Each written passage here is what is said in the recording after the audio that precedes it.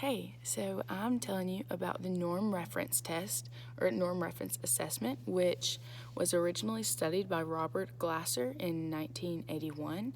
And the intended audience for this assessment is literally anyone with a peer group. So this can be specific to general ed, special ed, specific socioeconomics or ELLs or gifted and talented students or any age group, because all this test is doing is comparing the scores from one student to the scores of the students in the rest of their peer group.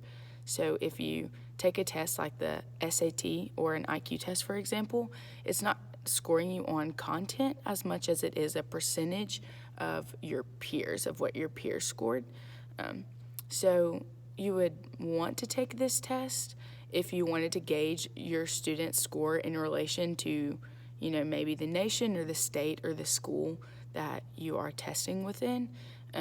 But when it comes to validity or reliability, it's not really scoring the content. So this probably wouldn't be the most ideal assessment for that if you're wanting to know how much they actually know.